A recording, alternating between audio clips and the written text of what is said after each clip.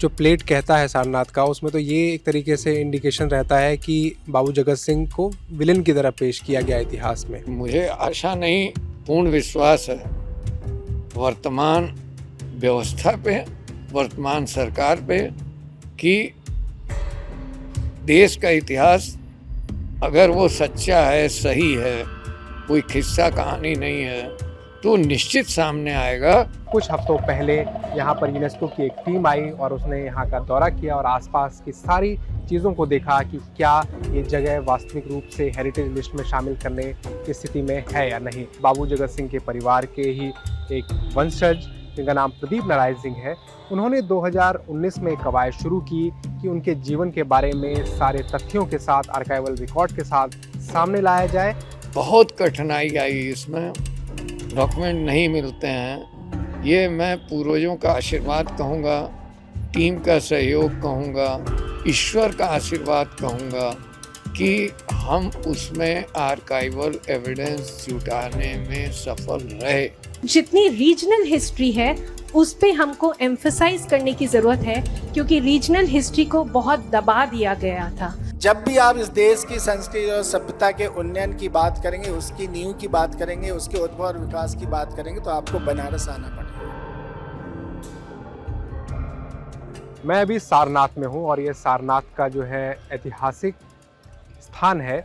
हम यहाँ पर इसलिए आए हैं क्योंकि भारत सरकार जो है, उसका जो संस्कृति मंत्रालय है, वो सारनाथ को यूनेस्को के हेरिटेज लिस्ट में शामिल कराने के लिए कोशिशें कर रहा है। और इस बार भारत सरकार ने सारनाथ के स्तूप को जो है, ये जो पूरा एंसेंट जो रूइंस है, इसको हेरिटेज लिस्ट में नॉमिनेट किया है। लेकिन यहाँ की कहानी कुछ और है।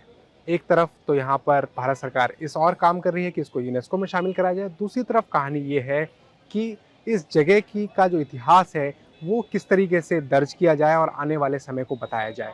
इसके लिए यहाँ पर जो काशी के राजा थे, हुआ करते थे बाबू जगत सिंह, उसके इतिहास को लेकर जो है एक डिस्प्यूट बना हुआ है इतिहास में। उसे ठीक करने के लिए बाबू जगत सिंह के परिवार के ही एक वंशज जिनका नाम प्रदीप नारायण सिंह है, उन्होंने 2019 में कवायद शुरू की कि उनके जीवन के बारे में सारे तथ्यों के साथ, आर्काइवल रिकॉर्ड के साथ सामने लाया जाए, ताकि बाबू जगत सिंह के बारे में जो स्थिति इतिहास में है, जो दस्तावेज हैं, उनको ठीक किया जा सके। अब बाबू जगत सिंह कौन थे? बाबू जगत सिंह काशी के राजा हुआ करते थे और उनके बारे में कहा जाता है कि जो एएसआई का जो यहाँ पर फ्लैग है उसमें भी लिखा हुआ है कि उन्होंने इस जगह को नुकसान पहुँचाया। लेकिन जब प्रदीप नारायण सिंह ने सारे दस्तावेज एएसआई को सौंपे तो इस साल की जनवरी महीने में एक प्लेग जो है, जिसको जगत सिंह स्तूप भी कहा जाता था और धर्मराजी का स्तूप अभी कहा जाता है, वहाँ पर जो प्लेग लगा है उसमें बदलाव किया गया और उसमें कहा गया कि इस स्थान पर जो है बाबू जगत सिंह ने करीब 18वीं शताब्दी में जो है वो उत्खनन कराया था और यहाँ के सामान को उन्होंने, यहाँ जो पहले कहा गया था कि यहाँ के सामान को उन्होंने गंगा में फेंक दिया, लेकिन ये सारे तथ्यों को प्रदीप नारायण सिंह जो है वो नए तथ्यों के साथ ध्वस्त करते हैं। प्रदीप नारायण सिंह जो कि बनारस राज परिवार से आते हैं, उन्होंने 2019 में अपने पूर्वजों के इतिहास को सही ढंग से दुनिया के सामने लाने की कोशिश शुरू की। इसमें उन्हें 5 साल से ज़्यादा का वक्त लग गया। उनकी टीम के रिसर्च ने सारनाथ के इतिहास में एक नया मोड़ ला दिया है। ब्रिटिश अभिलेखों में उनके पूर्वज बाबू जगत सिंह को सारनाथ के प्राचीन धर्मराजी का स्तूप का विध्वंसक बताया गया। सिंह के प्रयासों ने भारतीय पुरातत्व सर्वेक्षण यानी कि एएसआई को सारनाथ की आधिकारिक पट्टिका को संशोधित करने के लिए प्रेरित किया है। जगत सिंह को एक विध्वंसक के रूप में नहीं, बल्कि उस स्थल को उजागर करने वाले एक प्रमुख व्यक्ति के रूप में मान्यता मिल चुकी है। भारत यूनेस्को द्वारा सारनाथ को विश्व धरोहर का दर्जा दिलाने के लिए प्रयास कर रहा है। सिंह का अपने परिवार के इतिहास को उपनिवेशवाद से मुक्त करने का संघर्ष भारत के ऐतिहासिक आख्यान में औपनिवेशिक विकृतियों को ठीक करने के एक बड़े आंदोलन को दर्शाता है। सिंह ने औपनिवेशिक अन्याय के विरुद्ध लड़ाई का नेतृत्व किया है। यह एक परिवार की लड़ाई बनाम सदियों के इंतजार की लड़ाई है। मैं अभी बनारस के जगतगंज इलाके में हूँ और मेरे साथ बाबू जगत सिंह जी के परिवार के ही जो लीनिएज में आते हैं प्रदीप नारायण सिंह जी हैं। ये बाबू जगत सिंह शोध समिति के संरक्षक भी हैं और जगत सिंह जी के परिवार से भी आते हैं। बहुत बहुत स्वागत है सर। हमें थोड़ा बताइएगा कि जगत सिंह जी की इतिहास में क्या भूमिका रही है और उनके बारे में जो है हिस्ट्री में काफ़ी लेगेसी को काफ़ी डिस्प्यूटेड माना जाता रहा है, लेकिन आप लोगों ने पिछले कुछ सालों में उस पे काफ़ी शोध कार्य किया है और दुनिया के सामने एक नए तथ्य प्रस्तुत किए हैं। वो नए तथ्य क्या हैं ये भी हम आपसे जानना चाहेंगे। सबसे पहले उनकी भूमिका के बताइएगा कि जगत सिंह कौन थे बनारस के इतिहास में और भारत के इतिहास में उनकी क्या स्थिति थी। बचपन से जब मैं सारनाथ जाता था तो वहाँ लिखा हुआ था कि जगत सिंह जो हैं चेत सिंह के दीवान थे, उन्होंने सारनाथ का विध्वंस कर दिया, विनष्ट कर दिया, नष्ट कर दिया और जो उसमें सामान मिला, रेलिक्स मिली, मानव अस्थि मिली और इवन यहाँ तक लिखा हुआ था कि रत्न वत्न जो भी मिले उन्होंने गंगा जी में उसे फेंक दिया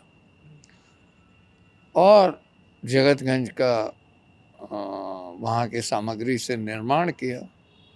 ये सत्य है कि 1787 में जगतगंज का निर्माण कराने में शिवपुर मौजा में जगतगंज आता था जो कि उन्हीं के अधीन था।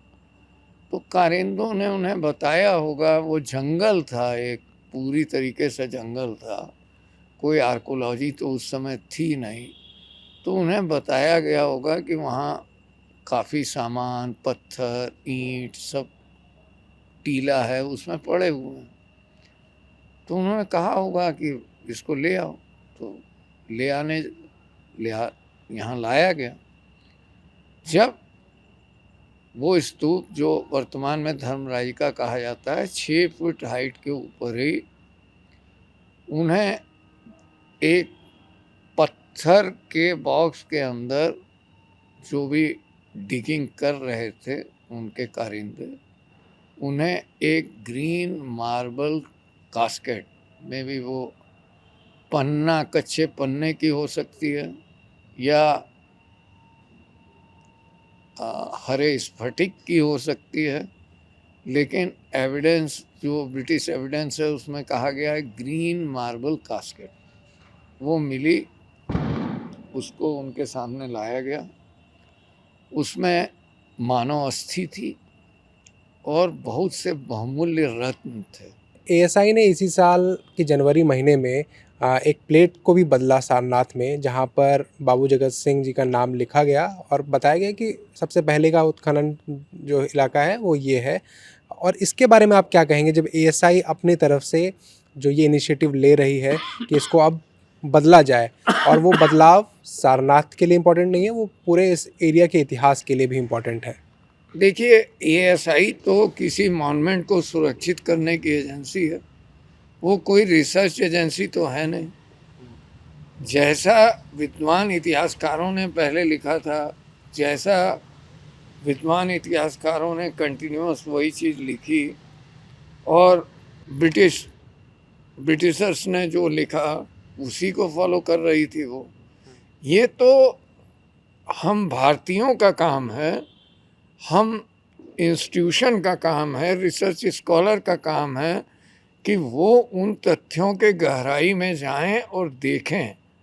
अगर वो कोई नए तथ्य को सामने लेके आते हैं, नए तथ्य, मेरा कहना है कि वो प्राइमरी डॉक्यूमेंट का एविडेंस होना चाहिए। कोई किताबी ज्ञान, किताब गलत भी हो सकती है। अगर प्राइमरी तथ्यों को लेके आते हैं और किसी भी सरकार या एएसआई के सामने रखेंगे तो निश्चित उस पर विचार करेगी। हम लोगों ने भी वही किया, जो प्राइमरी तथ्य आए उसको सामने रखा, उनको दिखाया, एएसआई ने उसको अपने तरीके से, पूरी तरीके से जांचा, परखा और जब उन्होंने उसको सही माना तो उन्होंने परिवर्तन किया। और ये भी बताइएगा कि जब ये पूरा रिसर्च वर्क हो रहा था, इस रिसर्च वर्क में कितने लोगों की आप लोगों की टीम लगी थी, ये कितना चैलेंजिंग वर्क था आप लोगों के लिए, क्योंकि आर्काइवल रिकॉर्ड्स निकालना इतना आसान नहीं होता जैसा कि आपने बताया भी। इसमें किस तरीके के चैलेंजेस आप लोगों को आए? देखिए, एक तो आदरणीय प्रधानमंत्री जी नरेंद्र मोदी जी हमारे प्रधानमंत्री, काशी के सांसद, उन्होंने ये प्रेरणा दी और उससे भी एक उत्साह बढ़ा। उन्होंने कहा था कि देश के अनसंग हीरोज़, गुमनाम हीरोज़, गुमनाम लोगों को खोजा जाए। तो उससे भी प्रेरणा मुझे मिली कि मैं ये ऐसा करूं। और बहुत कठिनाई आई इसमें, डॉक्यूमेंट नहीं मिलते हैं। ये मैं पूर्वजों का आशीर्वाद कहूँगा, टीम का सहयोग कहूँगा, ईश्वर का आशीर्वाद कहूँगा कि हम उसमें आर्काइवल एविडेंस जुटाने में सफल रहे। देखिए, आर्काइवल एविडेंस जुटाने में कई शताब्दियाँ बीत जाती हैं, नहीं मिलता है। तो मैं तो ईश्वर को धन्यवाद करूँगा, नेक मन से, पवित्र मन से मैंने और टीम ने रिसर्च किया और ये परिणाम सामने आए। हो सकता था परिणाम ना भी आते सामने, कोई डॉक्यूमेंट नहीं मिलता। तो इसके लिए मैंने परिश्रम की पराकाष्ठा जरूर की। 6 साल तक हमने और कोई चीज़ ना सोचा ना देखा। जो प्लेट कहता है सारनाथ का, उसमें तो ये एक तरीके से इंडिकेशन रहता है कि बाबू जगत सिंह को विलेन की तरह पेश किया गया इतिहास में। अब आप लोगों के आर्काइवल रिकॉर्ड्स ठीक उसके विपरीत हैं, जिसमें आपने सारे रिकॉर्ड्स ये बताते हैं कि उन्होंने इस एरिया को संरक्षण किया। तो क्या अब वो विलेन की जो उनकी छवि बनाई गई इतने सालों तक, इतने दशकों तक, वो टूटेंगी? अब देखिए, आर्काइवल एविडेंस से तो सारी चीज़ें टूट गई हैं, एकेडमिक में भी टूट गई हैं। अब ये चीज़ें सबमिट हैं आर्कोलॉजिकल सर्वे ऑफ इंडिया को। अब मैं वो ज़रूर इस पे विचार कर रहे होंगे और मुझे आशा नहीं, पूर्ण विश्वास है वर्तमान व्यवस्था पे, वर्तमान सरकार पे, कि देश का इतिहास अगर वो सच्चा है, सही है, कोई किस्सा कहानी नहीं है, तो निश्चित सामने आएगा।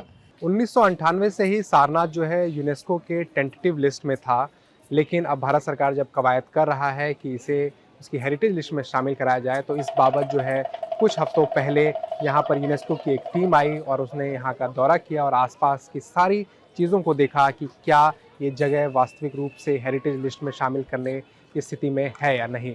तो इसमें 2013-14 में एक महत्वपूर्ण जो एक्सकेवेशन यहाँ पर किया गया, जिसे आर्कियोलॉजिस्ट B.R. मनी के नेतृत्व में किया गया, और उस एक्सकेवेशन से उन्होंने पता लगाया कि ये जो जगह है ये बुद्ध के समय की तो है ही, जब बुद्ध यहाँ पर आए और उन्होंने यहाँ पर अपना पहला सरमन दिया, लेकिन उसके बाद जो है अशोका का जो पीरियड है, सम्राट अशोक का, वो यहाँ पर काफ़ी महत्वपूर्ण माना जाता रहा है। लेकिन B.R. मनी की का जो रिसर्च और एक्सकेवेशन रिपोर्ट है वो ये कहती है कि उस बीच में बुद्ध के समय से लेकर अशोक के पीरियड में जो 250-300 साल का जो डिफरेंस है, उस बीच भी यहाँ पर बुद्धिस्ट मॉनेस्ट्रीज बनी और बौद्ध धर्म का जो है वो यहाँ पर विकास हुआ। लेकिन आधुनिक समय में यहाँ पर हम इसलिए बात कर रहे हैं क्योंकि बाबू जगत सिंह का जो इतिहास है वो यहाँ पर गलत ढंग से जो है वो यहाँ पर वर्णित है, जिसे बदलने की कवायद जो है वो लगातार जारी है। ASI को इसके काफ़ी आर्काइवल रिकॉर्ड सौंपे गए हैं। अब देखना ये होगा कि ASI यहाँ के प्लेक को, जो यहाँ का जो डिस्क्रिप्शन है, जिसमें ये कहा गया है कि यहाँ का इतिहास जो है, यहाँ का एक्सकेवेशन का जो इतिहास है वो डंकन से स्टार्ट होता है, जो बनारस के कमिश्नर हुआ करते थे। उसके बाद मैकेंजी ने किया, उसके बाद फिर कनिंघम ने किया। लेकिन अब यहाँ पर माना जा रहा है कि कुछ समय के बाद ASI यहाँ के प्लेक को चेंज करेगा और बाबू जगत सिंह की भूमिका को भी यहाँ पर सम्मिलित किया जाएगा। इसे लेकर उनके वंशज जो है वो लगातार दुनिया भर से आर्काइवल रिकॉर्ड्स जुटा रहे हैं और उन्होंने एक किताब भी हाल ही में प्रकाशित हुई है जिसका नाम है बाबू Jagat Singh the lost hero of Banaras. Sarnath के इतिहास में होने जा रहा बदलाव मामूली नहीं है, बल्कि ये क्षेत्रीय इतिहास की महत्ता पर जोर देता है जिसे अतीत में दबाया गया। बीते साल बनारस के जगतगंज इलाके में बाबू जगत सिंह के नाम पर एक गेट का उद्घाटन किया गया जिसमें उन्हें शहीद का दर्जा दिया गया। तो जितनी रीजनल हिस्ट्री है उस पे हमको एम्फसाइज करने की ज़रूरत है, क्योंकि रीजनल हिस्ट्री को बहुत दबा दिया गया था, उसको कभी भी ऊपर तक या एक बहुत बड़े प्लेटफॉर्म तक नहीं आने दिया गया। तो आज हम लोग का बहुत बड़ा रोल बनता है रीजनल हिस्ट्री को ऊपर लाने का। And this is what is precisely being done in the case of Babu Jagat Singh.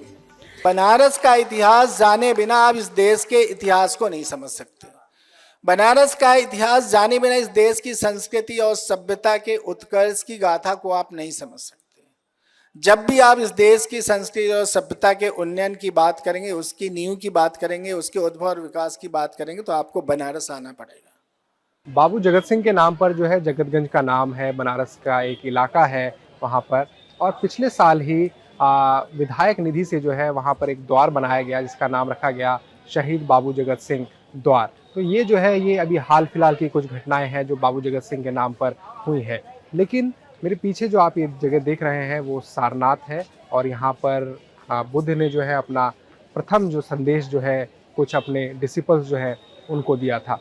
लेकिन बाबू जगत सिंह का इतिहास खंगालने में जो है वो बहुत कोशिशें लगी और बहुत सारे प्रयास लगे। इसमें प्रदीप नारायण सिंह जो बाबू जगत सिंह के वंशज है उन्होंने कहा कि उन्होंने करीब 21 लाख रुपए जो है आर्काइवल रिकॉर्ड्स खंगालने में लगाए। उनके इतने ज़्यादा पैसे खर्च हुए क्योंकि जो ब्रिटिश लाइब्रेरी का जो इंडिया हाउस है वहाँ से उन्होंने बहुत सारे डॉक्यूमेंट्स मंगाए जिनमें से जगत सिंह के बारे में जो जानकारियाँ हैं वो हैं। फिर उन्होंने जो कोलकाता की एशियाटिक सोसाइटी है वहाँ से दस्तावेज मंगाए, लखनऊ के जो आर्काइव्स हैं वहाँ से मंगाया, उन्होंने वेस्ट बंगाल आर्काइव से मंगाया और नेशनल आर्काइव्स ऑफ इंडिया जो है वहाँ से भी काफ़ी दस्तावेज मंगाए जो बाबू जगत सिंह के इतिहास के बारे में बहुत सारे प्रमाणिक तथ्य जो है वो प्रस्तुत करता है। ये देखना ये होगा कि बनारस का जो इतिहास है जिसमें बाबू जगत सिंह की भूमिका को लाने के नए तौर पर कोशिश हो रही है वो किस तौर पर आगे और भी जारी रहती है और बाबू जगत सिंह को भविष्य में किस तरीके से वर्तमान का समय याद करेगा।